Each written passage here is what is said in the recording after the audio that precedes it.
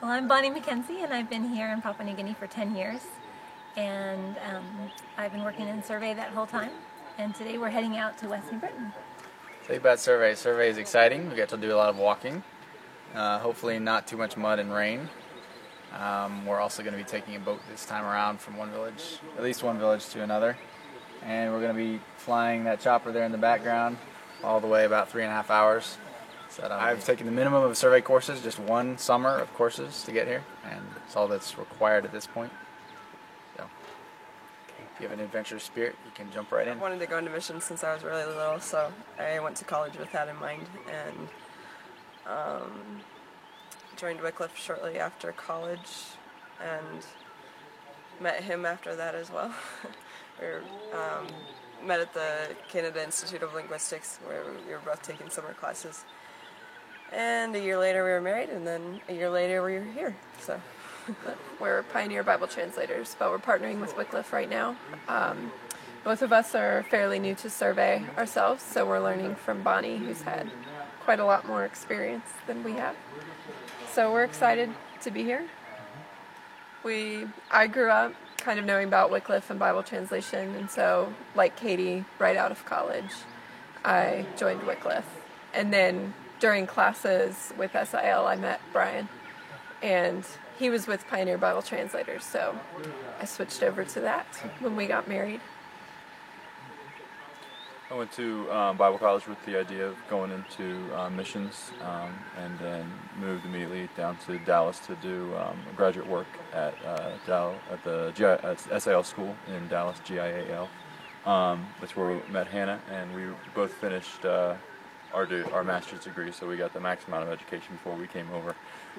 So we're just trying to get some actual real experience along with all the theory that's going on in our heads.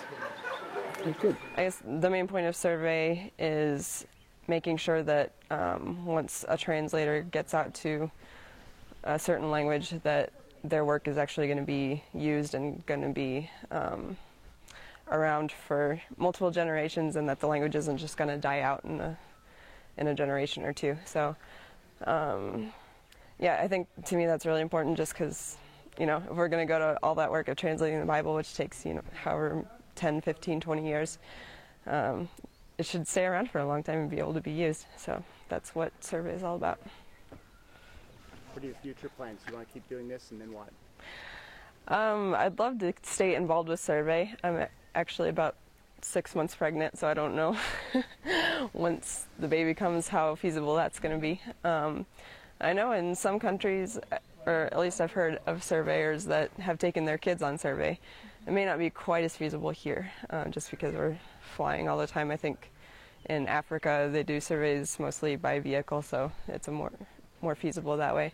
But I think it'd be cool too to be able to have a kid on a survey, because then people are like, oh yeah, you're a real person. It's just one extra connection point with people. And definitely we've seen in the village how the people here just love little kids, so it'd be a cool thing. But yeah, we'll see. I may end up sticking around Ukarumpa mostly. It's a great place to work in missions. For one of the main reasons is Ukarumpa, and just a huge facility of support workers that allow people to go out and be out in some of the most remote and inaccessible places on the earth, because there's hundreds of people supporting them, literally in the country. And one of them is all of these planes here are all allow people to get to places that you can't get to. We're getting ready to take a helicopter because there's no airstrip. And that's just not feasible in many places in the world, to get to the more remote places, because there's not a center like Ukarumpa. The other great thing about Ukarumpa is that it's nice to come home to. It's culturally just not quite Papua New Guinea. It's closer to the West, closer to America, closer to home. And so it's nice to after a few weeks out in the bush as surveyors, or even a few months as linguist translators, to come back to a house that's relatively Western with flushing toilets and a store where you can get prepackaged food and all of the wonderful things of life. Ukarumpa really makes Papua New Guinea a great place to do missions. But really, one of the best things about Papua New Guinea is the people.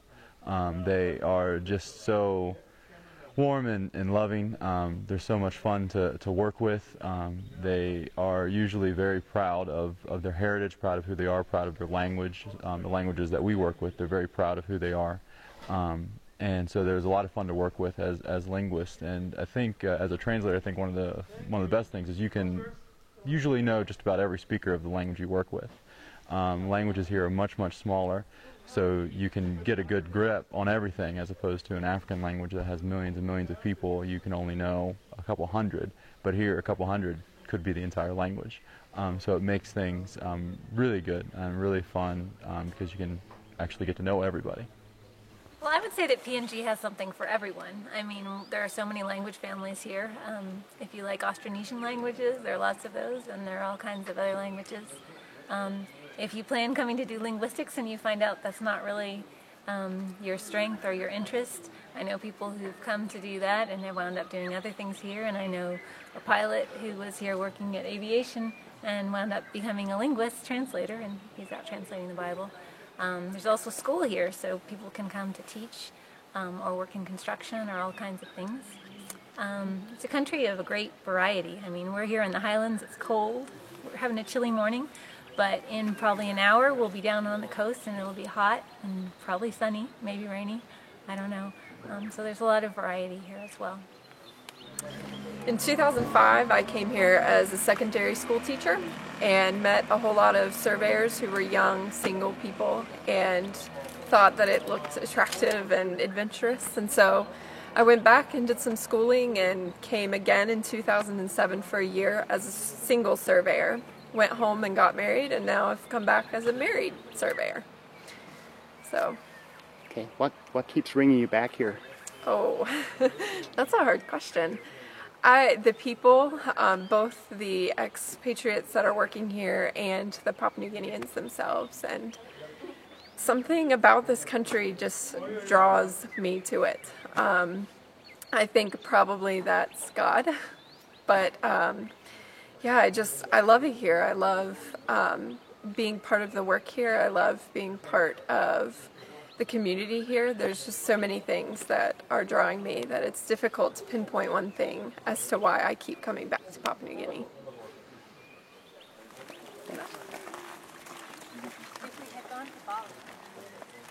Yeah, Bali is quite close.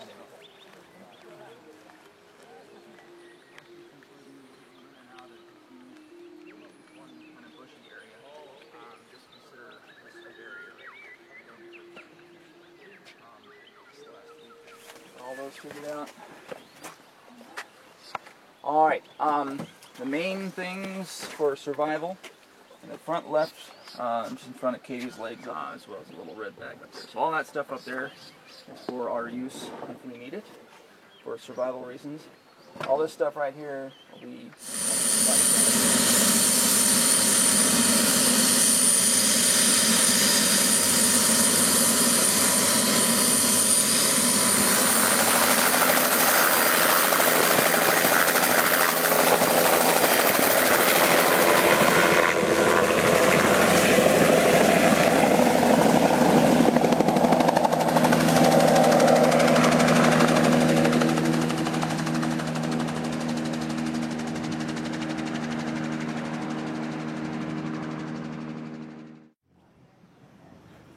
From the helicopter, we actually stopped at a bunch of places to get fuel, and we went to the GPS coordinates that we had for our first village, and we landed, and there was no school. There was supposed to be a school in this village, but there was no school, so we landed on the beach, and we got out, and the people came running up, and it was the wrong village. We were actually in the wrong village. We were in a village that we were supposed to be at 2 days later.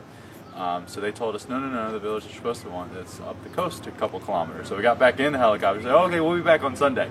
We got back in the helicopter and went back. And it was actually really nice because they were actually ready for us when we got there on Sunday. So it made things kind of fun. It was a fun little story.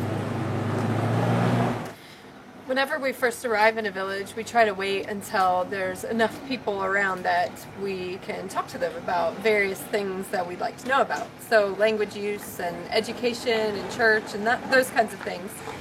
So when we first get in a village, there's a lot of just sitting and waiting and chatting with the people that are there. Once everybody comes in from the garden, then we give a general informational talk. And when we're done with that, we often just let the people separate themselves out into groups. And we'll talk to one group about education, one group about church, one group about language use, and another group about their culture. So that's essentially how it goes whenever we first arrive and are doing work in a village. And once we're done, we just sit around and talk to the people, and they often ask stories about the countries that we're from and food and all those sorts of things that they're curious about. So we will just sit and talk with them and go to bed very late and get up very early. Yes, there was several memorable things, but for me personally, one of the villages, all of the villages were on the beach. So food was a lot of seafood, meat was a lot of seafood type things, which I grew up not on the coast, so I don't have a whole lot of experience eating seafoody type things. But in one village they had caught a sea turtle, so we had sea turtle for dinner, and that was a huge leap for me personally, but I did it. It was not so bad. Very good. It looked exactly like Crush from Finding Nemo. Exactly. He looked it up when we got home, and it was that species. A green sea turtle. Wow. Very endangered sea turtle. Really, we just collect information, all the questions that we ask people answer, and that's the information that we go with. On this particular survey, we didn't do a whole lot of actual language data. We did do 2 word lists, which is to sit down with a group of people and ask them what their language word for 190, I think is how many words we asked for, preset words, so then we can compare them later. These particular languages, though, have been really well documented linguistically, so we didn't do it this time around. So it's all just reported, self-reported things. We ask them questions about, okay, what do kids speak to their mothers? What language do kids speak to their mothers? And they answer it, and we take that, and that's what we write up at the end. And we just kind of take all of the information from all the different villages and compare them and write a big summary report of everything that then somebody can go and read and try and figure out, okay, well, is this a vital language, or does it need its own translation or not? So. And the whole time that we're on the survey, we each have a small little notebook where we keep track of times that we hear people speaking. And so we try to take notes. It's an older woman speaking to a young child using the trade language or using the local language or using English, which that wouldn't have happened on this particular survey, but we just try to keep track of what we hear throughout the whole survey so that if they have a preconceived notion of what we might want to hear during those interviews, we can back it up with data that we've observed. So. Yeah, survey is always looking for new people to come.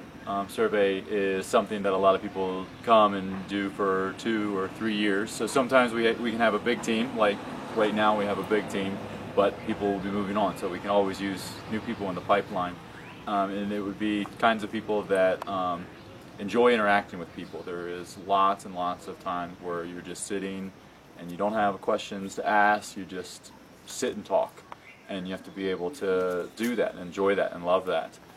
People that are somewhat adventurous, going in places that other people haven't gone before. Like helicoptering onto a beach, or the next trip we take, we're going to be using bicycles, going all over Western Province in bicycles. So an adventurous mindset, and people that enjoy interacting with people, extroverted.